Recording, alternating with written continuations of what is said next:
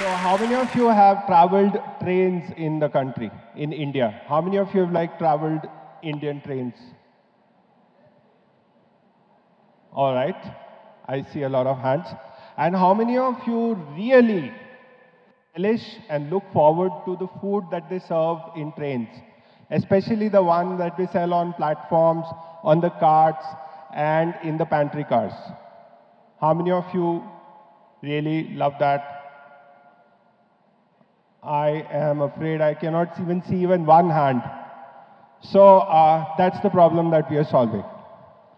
So just to give you an idea of the scale of the problem, how big a problem is, and how a single leaflet really transformed this entire thing. This is that leaflet that I'm talking about.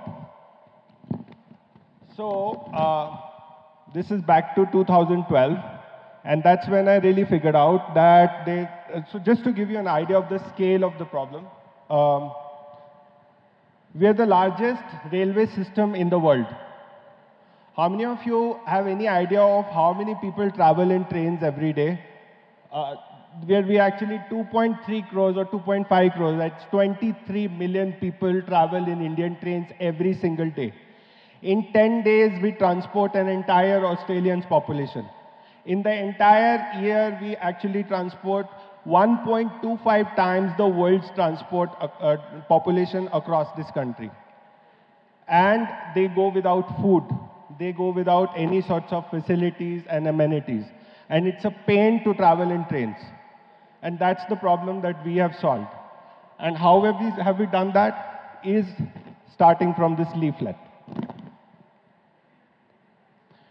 So the current problem with the food system is every day there is a lot of bad news about the food that they sell in Indian trains. There is a lot of flack that the government takes because the food simply sucks. Only 6% of the trains have pantry car of any sort. Only 6%. And even that really sucks very, very badly. And that's the problem that we are really talking about.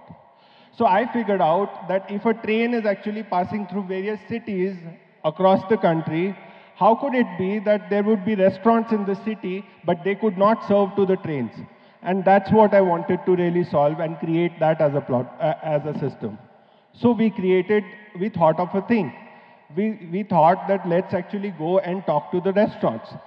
So I made 4 trips to Jaipur. A lot of talk about Jaipur today. So I made 4 trips to Jaipur to convince the first restaurant to come on board.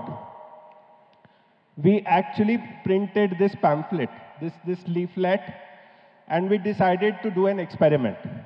And we went inside the trains. So it didn't start very easily. This is the first website that we did. So we scanned this leaflet back and forth, and we put it on the website and tried to do an experiment. And we went into the trains and we distributed this pamphlet. What happens? I'm at 3:20 p.m.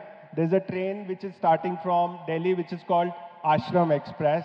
And I go there and distribute 200 leaflets in that train. And I go and have bought a SIM card from the market. And I've actually created a call center of sorts. So there were 2 interns who had joined from another college, and they were working with me. So we had created a call center of sorts by forwarding numbers.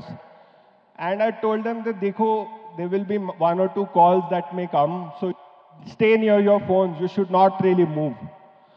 And happens that I distribute these 200 pamphlets in the train on the first day, and the train has not started. I call up my office and I tell them that there must be some calls which will be coming. That time, they say that they cannot talk to me because there are calls coming like wild. Either train has not started, the food has to be delivered in Jaipur, 5 hours away. And that's when I knew that this is a huge problem and there's a huge solution to be solved. So the kind of problems that are there, train timings. India, we know trains travel at whatever timings they think that that's the right time to arrive. So we decided to employ technology, and we built up a system to track and deliver orders. So how do we do that is that each day the system is tracking more than 15,000 trains live, and that's happening as you and I speak. And it notifies the restaurant at the right time. So the order is passed to the restaurant only at the right moment. So it's like a perfect example of just-in-time delivery. Other problems. People told me that the government will not really come along with you. There are suppliers who are very well entrenched into the business, so they will not come with you. They will really oppose you. The result, we made 20 trips to the government departments, various government departments, starting from IRCTC to Railway Board to Northern Railway to various sorts of railways. And we got this system made. We thought that railways will take about 6 years to make a policy. In 2 years, they made a policy. That's what has happened. And how it is going to get impact a lot of your lives, I'm going to speak about that.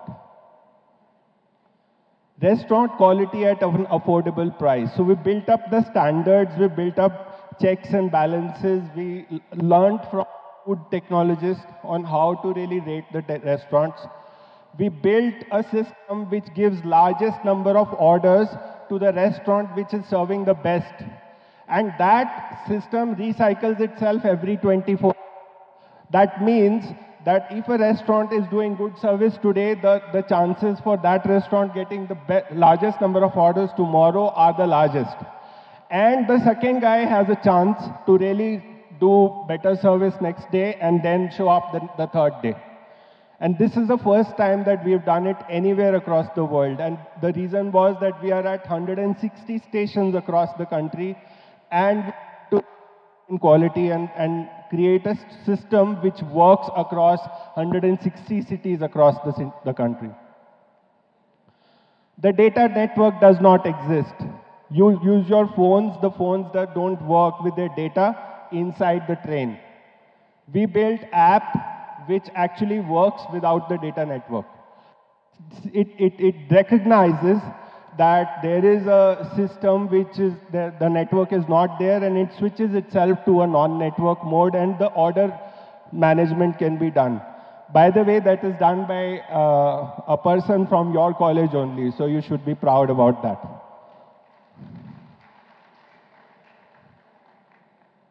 Result is 1,100 restaurants are serving with us. 160 stations are being served right now. 5 restaurants for each station. 3 to 6 cuisines, local cuisines on each station. In addition to that, local specialities can be ordered. So that is the system that we are running. And this 160 stations is going to go to 410 by the next year, in case you are organizing TEDx and inviting me again.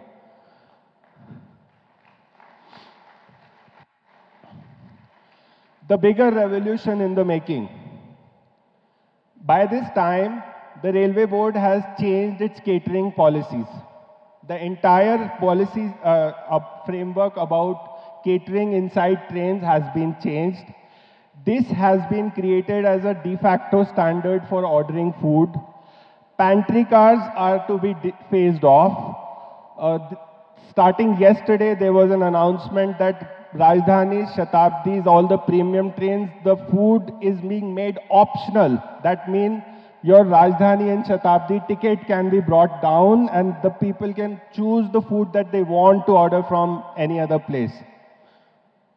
9,000 retiring rooms are really being now brought up to really create revenue for railways, which means that people are not really dependent on only private companies to do that. A great value system is being created for people at an economical price. All this has an impact of $1 billion for the country. That is the impact. In addition to this, there is the 1,700 crores of rupees, which is $150 million, can be actually earned by railways if the pantry cars are replaced with passenger coaches. That is possible. And Railways is losing 1,000 crores every year on running the pantry system. So that is another saving. So basically the total saving is in the order of 8,000 to 9,000 crore rupees. And that's what is actually happening. So that's the larger revolution that I'm talking about, which is going to impact and is impacting all of your lives and all the lives of the people in this country. So this started with this paper. So how a paper starts a revolution.